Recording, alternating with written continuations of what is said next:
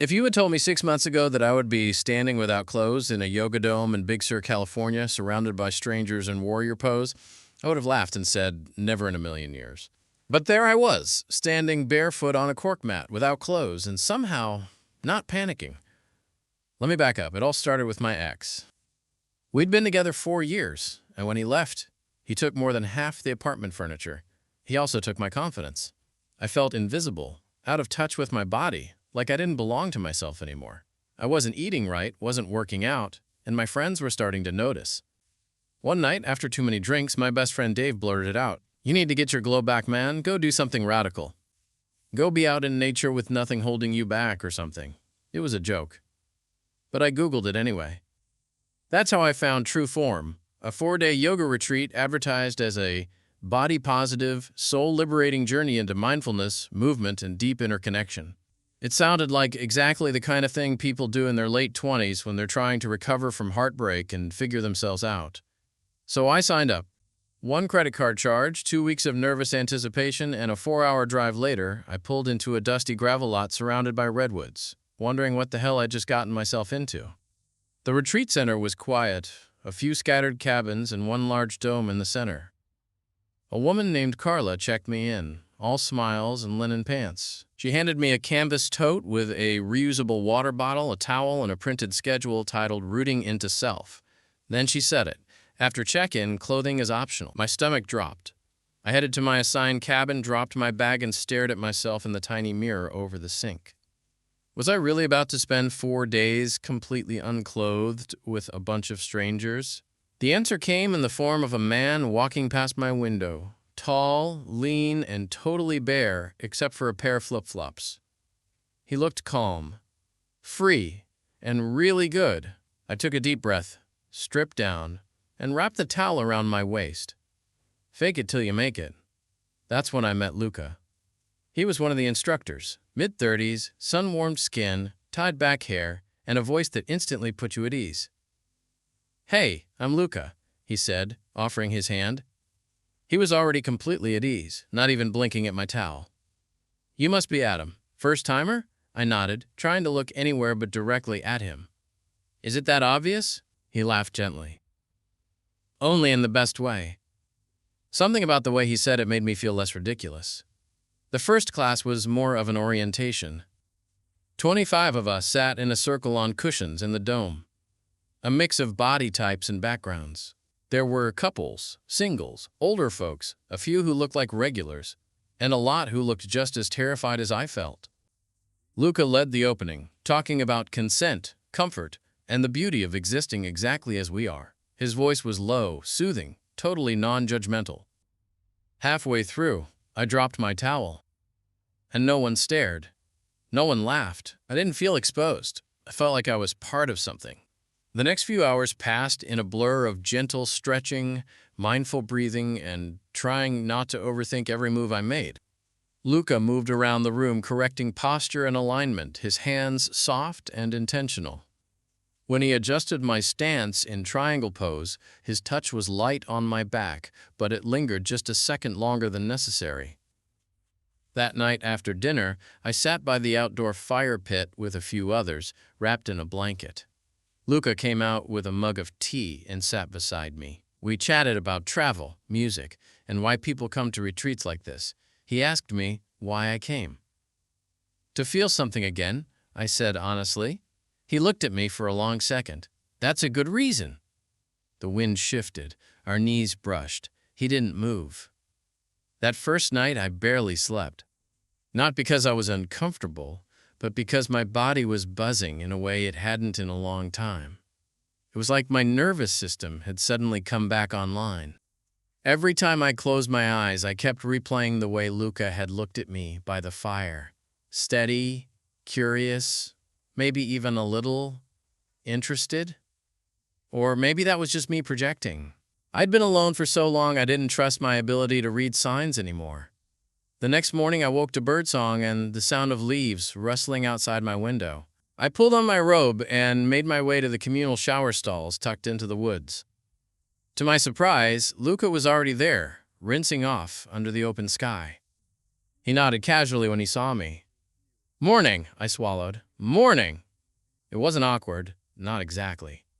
But I was hyper-aware of him. The way the water ran down his spine, the way he didn't seem to care who saw what.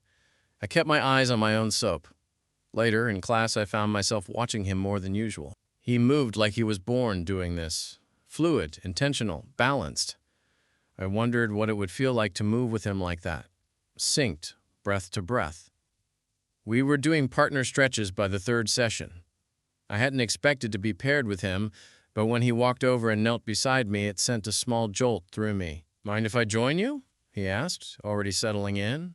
I nodded, heart thudding. He guided me through a series of seated twists and forward folds, gently pressing into my back, holding my arms for support. His hands were warm, and every time he touched me, it felt electric. He didn't say much, just soft encouragements like, "Breathe here," or "Let go." But I felt myself melting under his voice. When the class ended, he leaned in as we rolled up our mats. "You've got great presence," he said. "You listen to your body. A lot of people fight it, especially when they're hurting." I didn't know what to say, so I just said, "I'm trying." He looked like he wanted to say more. But then someone else came up to him, asking a question, and the moment passed. That evening, after a silent walking meditation through the forest trail, I stayed back to help gather the lanterns. Everyone else had gone back for dinner. Luca was the only one still walking, slowly, hands in his pockets. He looked over at me across the clearing. "You always volunteer for lantern duty?" he asked, smirking. "Only when I want an excuse to avoid talking to strangers." He laughed, then walked toward me. Quiet steps on the pine needles. "You don't seem like you're avoiding much," he said.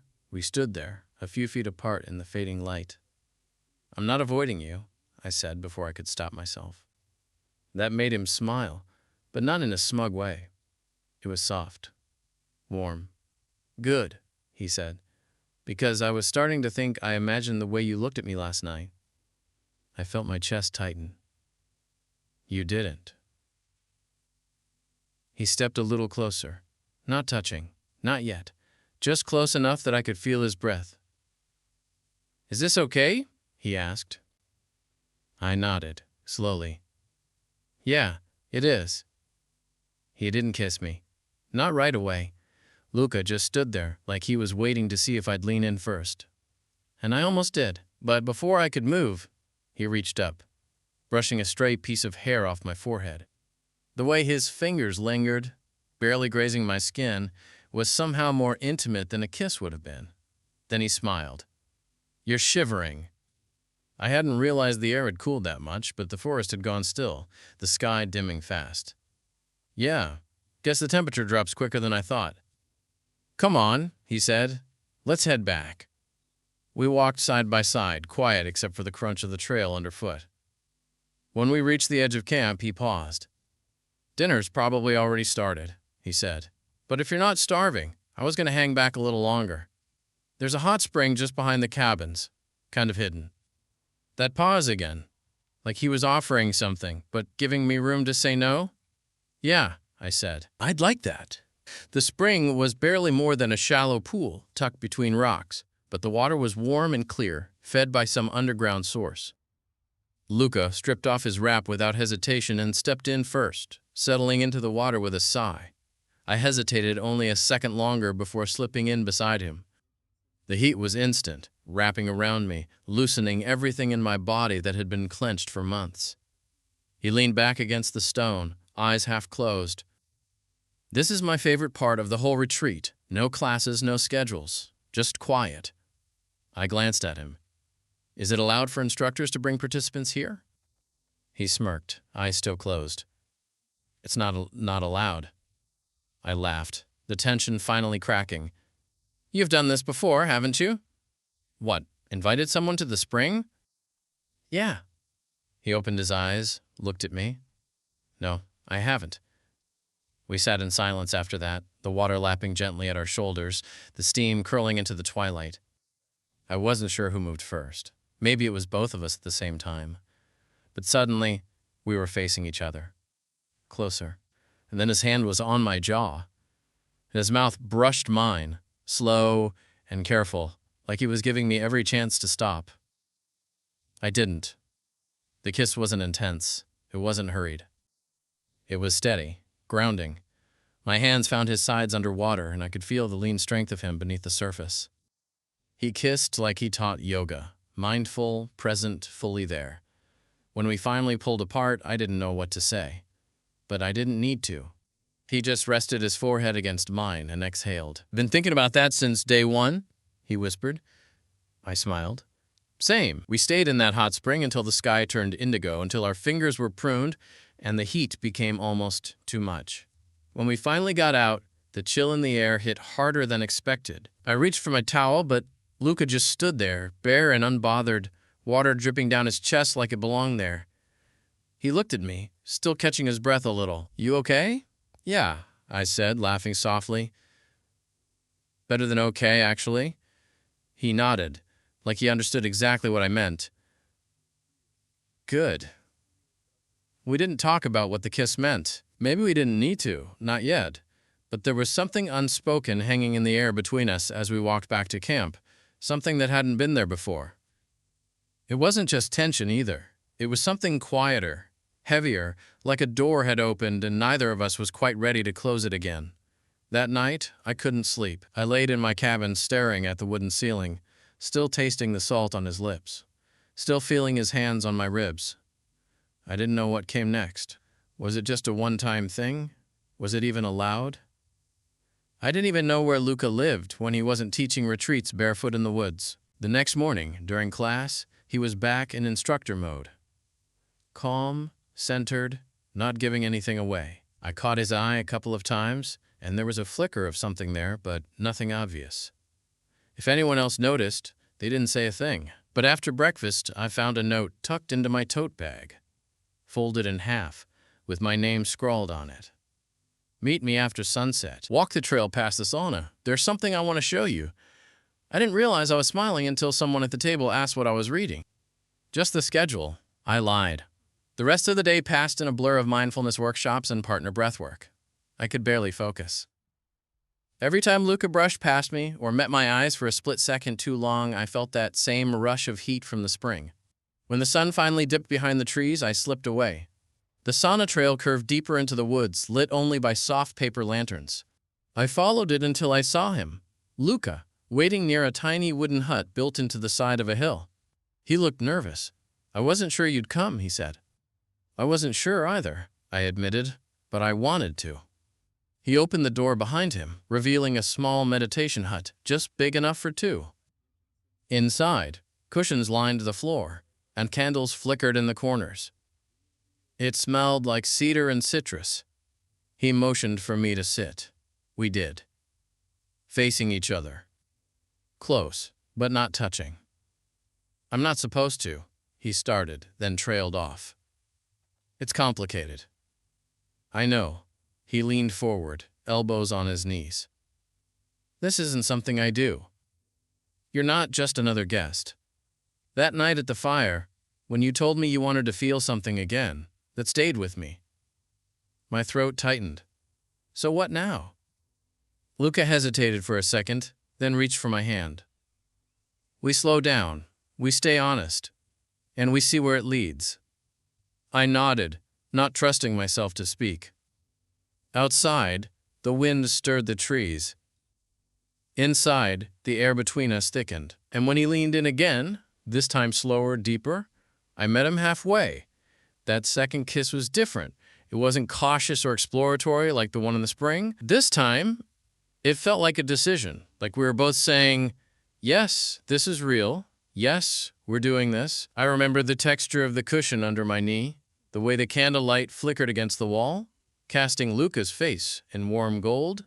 His lips moved slowly, deliberately, like he was trying to memorize mine. When he finally pulled back, his eyes stayed on me, searching, almost like he was waiting for something to go wrong. But I wasn't going anywhere. We didn't say much after that. Just sat there, forehead to forehead, listening to each other breathe. My hand stayed in his. It felt grounding. Not physical, not performative. Just there. Eventually, he let out a quiet sigh and leaned back. "You want to go for a walk?" We didn't go far. Just wandered through the trees, barefoot in the dirt, completely uncovered under the stars. The forest felt alive in that way only nature does when you're fully present. Crickets humming, wind moving through the leaves, everything still but somehow buzzing. Every so often his hand brushed mine, and we'd lace our fingers together for a few steps before letting go again. Back near the cabins, he stopped and turned to face me. "I'm leaving tomorrow after the final circle," he said quietly. "Back to where?"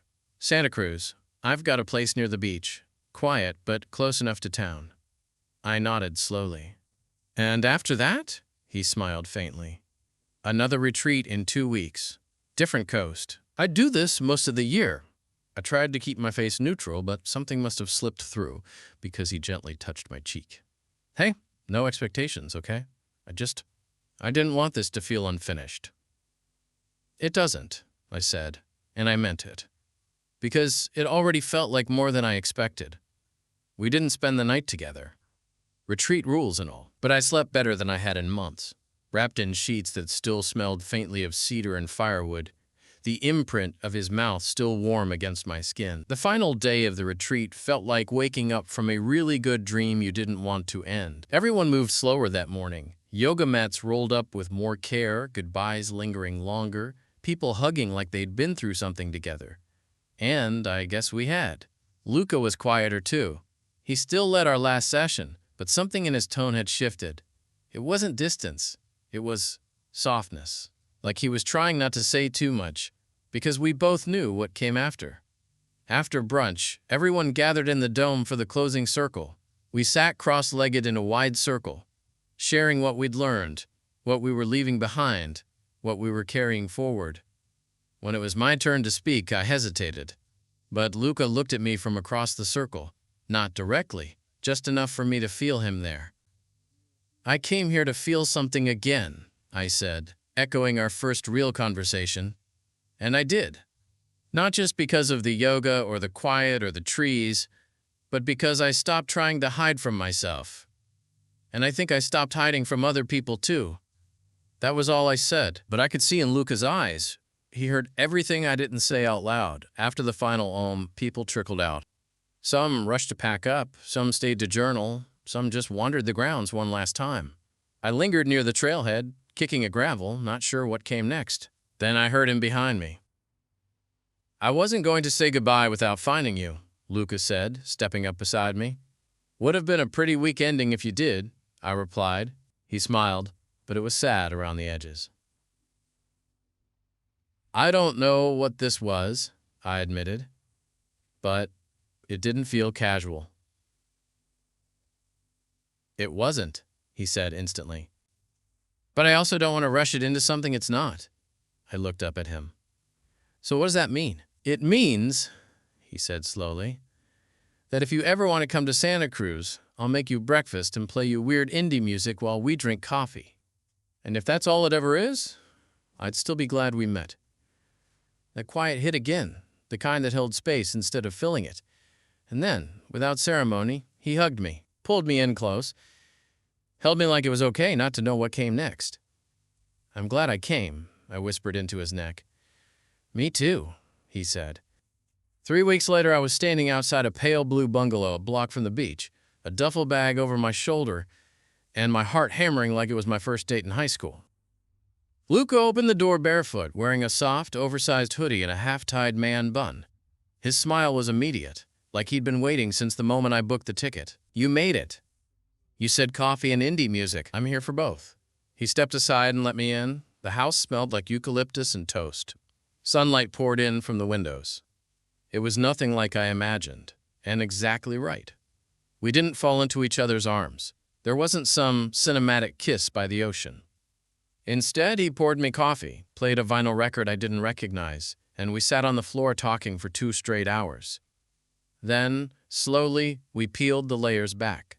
A touch here, a kiss there, a long, slow undressing, not just physically, but emotionally too. There was no rush, no agenda, just space. That weekend blurred in the best way. Sun, salt air, quiet mornings, Luca cooking shirtless while humming some obscure folk song. I got used to the sound of his laugh. The way he curled his feet under him when he read. The way he looked at me like I was something rare. When I left, we didn't define anything. We didn't make promises we couldn't keep, but we texted every day. A week later, he sent me a photo of his new cactus with the caption, "Feels like it needs a name. Thoughts?" A month after that, I sent him a voice memo of a thunderstorm outside my apartment. He replied with one of the ocean. We stayed slow, we stayed honest, we gave it time. And now, 6 months later, I don't know if I believe in soulmates, but I do believe in being seen. I believe in unexpected beginnings. I believe that sometimes the strangest thing you ever say yes to, like going to a completely free-spirited yoga retreat after your life falls apart, can quietly, improbably, lead to something that feels a whole lot like coming home.